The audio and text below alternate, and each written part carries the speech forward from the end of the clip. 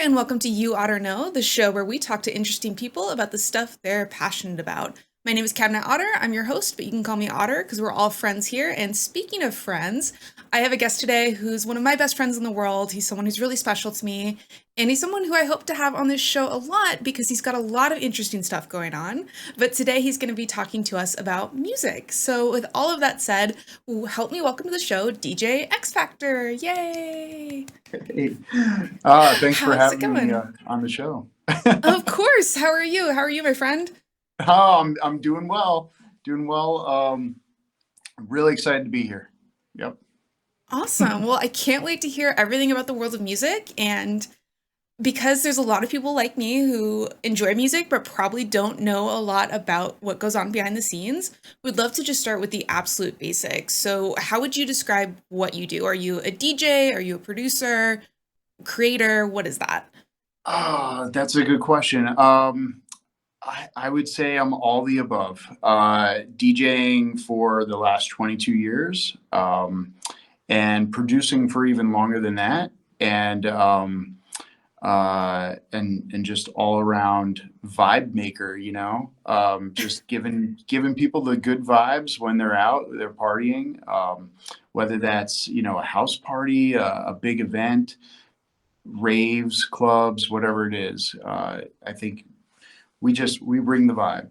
So it's really important. That's Yeah. awesome. So, you play live events, but then you also do stuff in the studio. hmm Yeah, so I mean, I've actually been producing way longer than I've been DJing. I spin breaks, drum and bass, house, trap, all kinds of stuff. But breaks is definitely what I'm known for. But before that, I was in bands in high school. Started in bands when I was about 14, and then went all throughout high school doing the rock music thing, and then it wasn't until after that that I got into producing electronic music, mostly drum and bass. And I didn't even like drum and bass as far as DJing it, but for some reason, like that's what I gravitated towards, and then everything kind of changed when a group called Pendulum came around, and I was like really, really into their sound, and ended up DJing drum and bass. And drum and bass has been one of those genres of electronic music that has been around for a really long time and just kept the sound has kept progressing, as opposed to like some of the other sounds that kind of mutated and and went away. So breaks was my bread and butter for a long time, and then it just seemed like a lot of kids got into dubstep and some harder stuff, and like Skrillex came around, and so the music just kept getting harder and harder, and breaks was more clubby and dancier, and kind of like that booty music sound out of Miami, and and I don't know, breaks just kind of just lost a lot of people, and so drum and bass just kept pushing forward, and so I stayed in the scene and just kept mixing drum and bass, and the sound just kept getting more refined, and now breaks is making a little bit of a comeback. It's struggling still, I think, but it's definitely still here. So I think that um, I think we'll see a resurgence in the break beat. But a lot of drum and bass DJs, they'll mix breaks as well, and they'll also mix hip hop. I'm not a hip hop guy at all, but um, I'm just kind of like diving in. So I'm like, stop me, because I love talking about this stuff. It's just so easy. But No, I yeah, so love I it. And I think I think seeing how interested you are and how passionate you are about, the history of the genre and where things are going is super exciting. But I think want to double tap into some of these topics just because you know yeah. so much and a lot of us are total newbies. So what is a break? What is dubstep? What not Oh, dubstep? What is yeah. So it's yeah. all about time signatures, really. But if Okay. everybody's familiar with rock music, so rock music essentially is a breakbeat, and if you speed up So if you slow down rock, you basically have hip hop. And if you speed up hip hop, you essentially have breaks. And then you speed it up even faster, then you have drum and bass. So hip hop is right around 90 beats per minute, and drum and bass, at least good drum and bass, is usually around 180 beats per minute. So obviously, you can mix hip hop in with drum and bass because it's just half time. Right. Break beats was a little bit harder. There was no place to really go from there. There was like, okay, we're at 120 to 130, 135 beats per minute. Where can this morph into? And there really wasn't anywhere. You can go a little bit slower and have kind of like a trip hoppy kind of sound, or you can go faster. And then you had dubstep speed, but dubstep was just kind of like its own thing, really. Mm. Yeah, I don't know. Did that answer your question? It So did. It if you're did. listening for a break beat, what does a break beat sound like? If you're familiar with Prodigy, that's breaks, Okay. Crystal Method, anything like that. Those are all break beats for sure. Yeah. And you just Awesome. speed breaks up and you've got drum and bass, slow it down, and you've got hip hop. Okay, so there's a lot of fluidity between all of those things in a sense. Absolutely. Yeah. Yeah. They all kind of spawn off each other, really. Now, there's so many subgenres of stuff, and you get into drum and bass and you've got like all these different types of drum and bass, and then you break beats and you've got all different types of break beats, and it gets, I mean, really, like, people try to ask me, like, what do I spin? And I'm like, breaks, house, drum and bass. Like, you could call it whatever you want, liquid drum and bass, drum step, all this different stuff. But really, it's just drum and bass. It's just break beats. And at the To end of the keep it day, it's simple. just good vibes, right? Yeah, yeah, Awesome. absolutely. So I have another very basic question for you. Okay. What's the difference between a DJ and a producer? Because I think a lot of people use those terms interchangeably, and I think one of them is actually, creating original music using samples, and one of them is, more performance based, but I don't know anything. That's why we have you here. So what is Yeah. the difference between those things? Yeah, producers. I mean, producers are the ones that are making the music, and the DJs are the ones that are playing it. And sometimes you have a DJ that is also producing, and sometimes you have producers that are trying to DJ. And I got to tell you, just because somebody's making great music doesn't mean that they're great at mixing it. I'm not going to mention any names, but there was a really big drum and bass act that came through Phoenix recently, and and man, I was disappointed. I mean, they were horrible. And I don't want to, respect out of the artists and stuff like that. I'm not going to mention any names, but yeah, it was pretty rough. So you know, it's not always that one can do the other, and vice versa. So producers definitely making the music and also making the money. DJs really, they used to be very well paid, and now you're not really going to get on the map unless you're making your own music, or you're just incredibly lucky and you're following somebody else around, and you get a break somehow. But really, like, if you think about it, it's like, okay, you've got any band or any star that you like, they make music, and then they got to go promote that music, so they got to go do shows. And that's the same thing. Like, you've got your DJs, they're making the music, or the producers, they're making the music, and then if they want to stay relevant, they got to go out there and they got to promote it, and play shows, and that doesn't always translate into a good performance. Yeah. Well, that's really helpful, and I think really distinguishes, the differences between the two as well as the overlaps. That's awesome.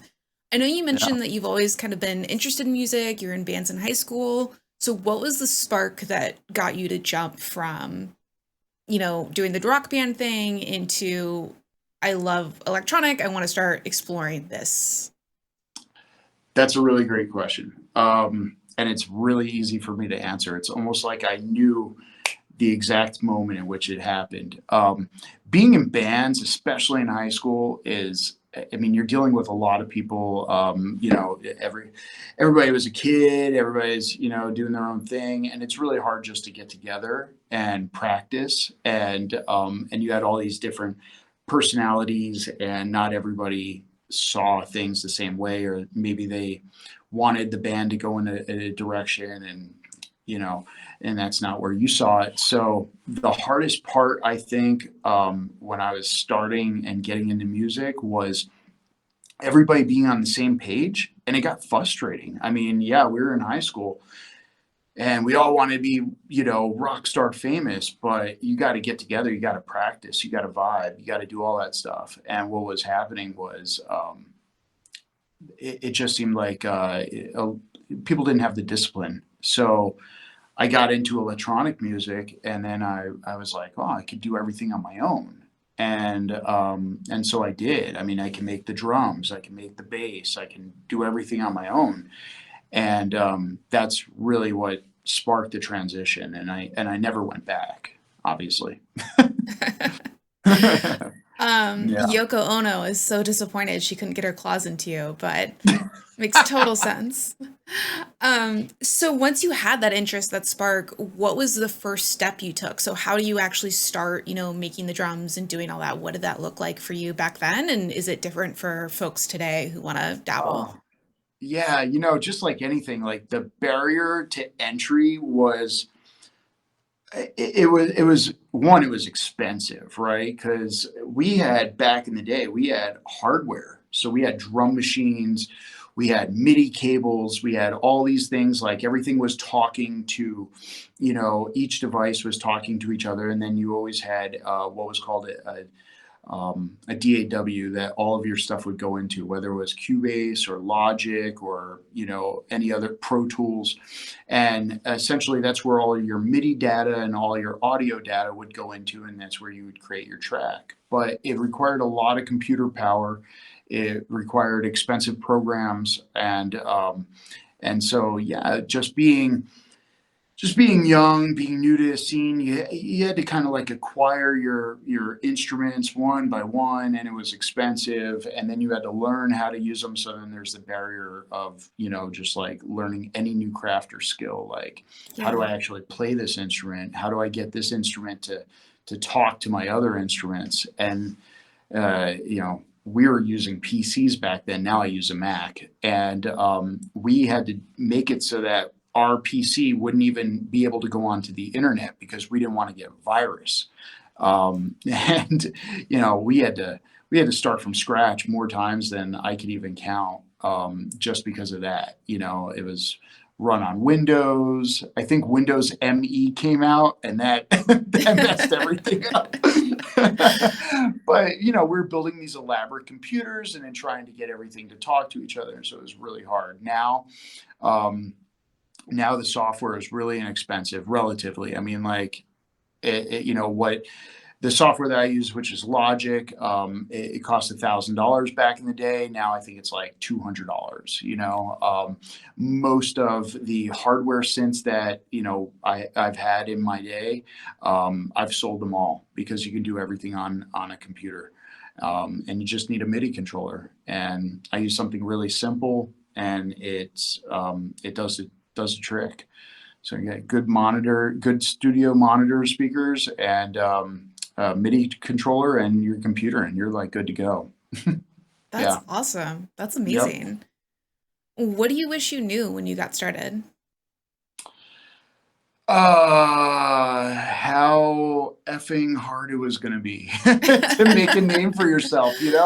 Uh, yeah, I think you go in with an expectation, right? Like, you want to make money. You want your hobby to now become your dream career, where you just get to play around all day, make beats, and play parties and stuff like that. And the reality is like, just like any other skill and craft, is I think we in the general public see like that 1 or 2% of the people making it in the music industry, and we think that, hey, that could be us. But you don't really know like what kind of ties those people had to the industry, and how really hard it's going to be, playing parties every weekend, sometimes multiple gigs in a night. And, sometimes you're playing them for free, sometimes you're getting paid. And at the end of the day, a lot of the DJs and producers that I've known, they were working a day job. I mean, I worked at Guitar Center so I could get gear at better prices. And I kind of throw it out there, but my buddy Jamie, who we started Eternal DJs together and started producing together and started DJing together, was huge for me because I needed that to have a partner. I needed to have a sounding board. I needed to have somebody that would challenge an idea or maybe that was more talented than I was in certain aspects. And then I would, be able to kind of like coach and guide him on, hey man, we need to refine this sound. And we worked really well for many years together. So maybe I'd say that one of the things I wish I knew is to collaborate sooner in the process. It took me a long time. I'm kind of like always want to do stuff myself, but it's good to collaborate.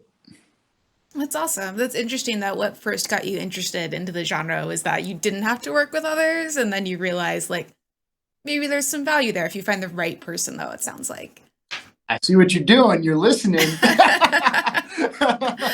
Yeah, yeah. I mean, and that's the thing. Like, one of the big lessons in life is really like you think you can do everything on your own, and the reality is that the power of multiple minds is so much greater. You get so much more creativity, and if it goes south, like that's the thing, like you're not committed. You're always going to be your own brand, you're always going to be your own person that's making the music.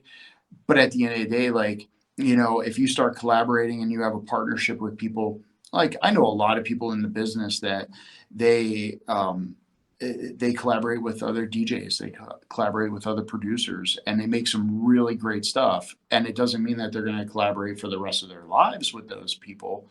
Um, but when the getting's good and the vibe is good and you're flowing, like, yeah, you should definitely tap into that if it's working for you.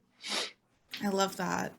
Yeah. It sounds like, there's a lot more than just the collaboration, the creative process. You probably have to do a lot of networking with other creators to find gigs, create opportunities for each other. Can you talk a little bit about what that community is like, how you find those people? Yeah. Yeah. Man, when I first got into DJing, and then met Jamie shortly after, like a few years after, and we started producing together. I actually started up Eternal DJs, and that was him and I together. But then also started a booking agency and started throwing Wow. parties and raves and stuff like that. And so we would be meeting talent and playing shows and stuff like that, and obviously connecting, networking, and it's always better. It's just you want to help out your friends. You see really talented people, and you're like, "Hey, I'm getting booked for a party," and you just throw their name out there. You're like, "Hey, you wanna book my buddy Excel? You want to book my buddy Louder? Hey, bring them in." And that's one way how like us breakbeat DJs, us drum and bass DJs have stuck together is we're all helping each other out. So that's really important. Yeah. And I love that. collaboration, if you're producing, that's probably the best way to get known, especially if you do good work and you're a cool person to work with. People will just start passing your name around for sure. If you get a reputation as a diva who's demanding nothing but red M&Ms in your ready room, that's no go, right? That's not good. You know, so many writers that I've seen when I was booking out talents had exactly that. It's like they just want to know that you read the writer, but some people actually expected that shit, and yeah, like, dude, you're a DJ. We're gonna have to talk more about that when we're not recording. Just get some Yeah, gossip. It'll be good. What's the most fun you've had when you've been DJing? I think that's something that we're gonna actually have to, to have a side conversation as well. What's the most fun you've had while performing that you can tell us about on YouTube? Oh man. Um like, it doesn't matter. Like, back in the day, this might be like a little all over the place, but back in the day, we had turntables, and there was always this thing like you're about to get on stage and you're about to drop that needle on the record, and there were so many things that could go wrong, and you have all these jitters, and then you drop that first track, and and it just sets the tone for the next hour or 2 hours or however long you're playing, and that excitement every time I like would step on stage. But I'll never forget my very first party that I played. And I think that was the most fun that I ever had because I was the most freaking nervous, you know. And I played that party. I actually brought backup. My buddy Dallas, his brother Sinbad, is one of the house music legends in Arizona, and I was like, Sean, like, come with me. This is my first party, and it was a big party. I'm talking like thousands of people, like my first gig, and I'm playing for thousands of people. It's so nerve wracking. And I was like, just come, and if I get in a rut, like you could bail me out, man. and and it was so exhilarating. You drop that needle on the record, starts playing, and you're just like, boom, that's it. Like we're in it. And it was just great. So like I'll never forget my first party. It was called Mothership, and it was huge. Like, still, I have yet to see a lot of parties that have been that big, and it had a ton of performers, ton of great talent, and so yeah, that was definitely by far the most fun I had. So That's amazing. That's incredible, yeah, especially for your first gig. yeah, yeah, Um, absolutely. yeah. Have you ever had to deal with rivals who hated you due to your excessive drip?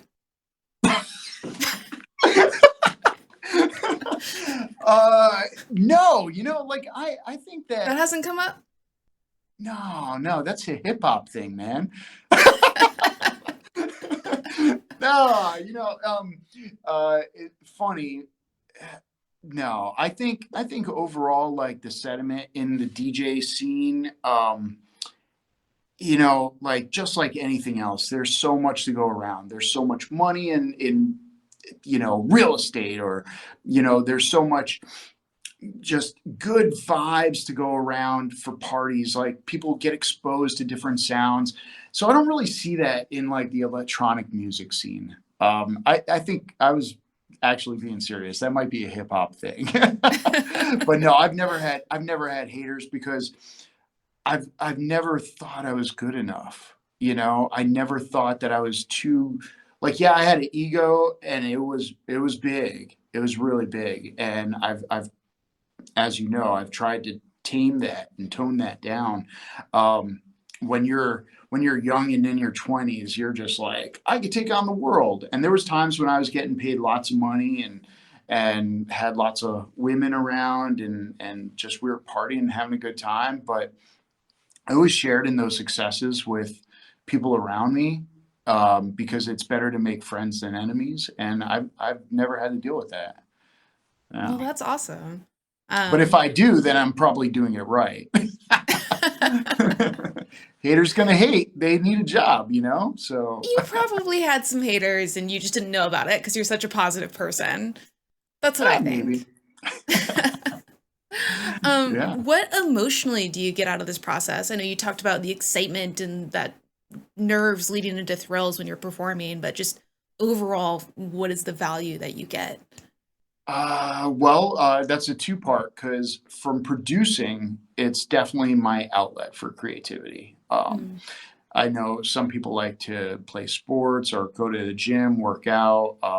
For me, producing music, DJing, even when it's just like at the house, is more like therapy. I love making just cool sounds that could be applicable to, like, cinema or TV or anything like that. I like the creepier and weirder the shit gets. I'm like, yeah, and you just geek out for a while, and you could lose yourself. Um, and DJing. clubs and raves and festivals and stuff like that. It's the vibe, it is people are there, you're there to provide a vibe. That's what it is. And you want people to have a good time. And I think I'm one of the most critical DJs of other DJs. I think we're all just a bunch of critical people. Like somebody train wrecks on stage and you're like, oh my God. Or if I hear the mix, I'm like, that could have been done better. But I look around, I'm still frequenting, events, and I listen to what people are saying and I listen to what people are, what they're vibing with. And, ultimately like a lot of these people that are going out to these events, they just want to have a good time. So freaking give it to them, make them dance and, just give them a good time. Yeah, that's what I look to do. I always look in all of my mixing. I look to take people on a journey, whether it's me mixing drum and bass or break beats or house music. It's about the journey. And I think it's because I came from a different era of DJing where it was like, you didn't want to hear the mix as far as like, you didn't want to know that those two tracks just went together. It should have been seamless. And now it's like, I go out to events and it's disgusting what I hear because it's like 30 seconds of a track going into another 30 seconds of a track. And it's like, you can't even get a vibe going. You can't even dance because it's just switching up so much. And it's about, quantity instead of the quality. So for me, it's always been about taking the audience, whoever's listening, on a journey. I Yeah. love that. I absolutely love that. And I'm glad you brought it up because a lot of the people who watch this show are streamers and content creators, where a lot of times you're trying to provide entertainment, you're trying to provide good vibes, but you don't have that direct connection to an audience where you can see them and see their reactions in real time, like if you're performing as a DJ. So, as a producer, how do you know you're giving people good vibes if you can't get that real time reaction? What does that look like? Mm. Uh, like when I'm at the house and I'm working on music, yeah, you're not going to get that feedback because no one's there to give it to you. You might get proud and you're like, I'm working on something and throw it up on Facebook, and then all of a sudden people are like, dude, that's dope. And I really like doing that. I did it a little bit over the last couple months and dropped some clips on some stuff, me being back in the studio, and the feedback was overwhelming and it was super positive. So you know, that's one way. Sometimes you just don't know until you are in a club, at a party, and you've got a dope sound system and you drop something and you can tell like if people love it or not. Cause you drop something and then if it's crickets, which I've never had, but Just work that in. Yeah. yeah, but I mean, like, I'm like, I've been to shows and I'm listening and I'm watching and I'm seeing what people are reacting to, and it's yeah, I mean, it's not hard to be like, oh yeah, like that's dope. People love it, you know, go with that, as opposed to like some people just get really like they start throwing in some weird time signature shit and you're like, I don't know how to even move to this. It's just weird and funky. And some DJs do that. They go on a journey and they don't really think about like who they're playing for. So I take it all into consideration. I love that. Kind of keep your end audience in mind. Yeah, yeah, absolutely.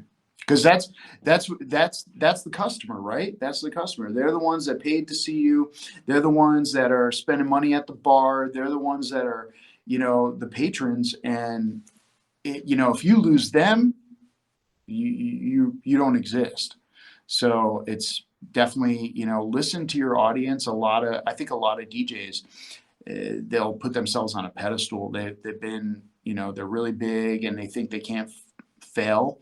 And they get out of touch with their audience. And I think it's like really extremely, you got to be humble and you got to listen, and you're never too big for people.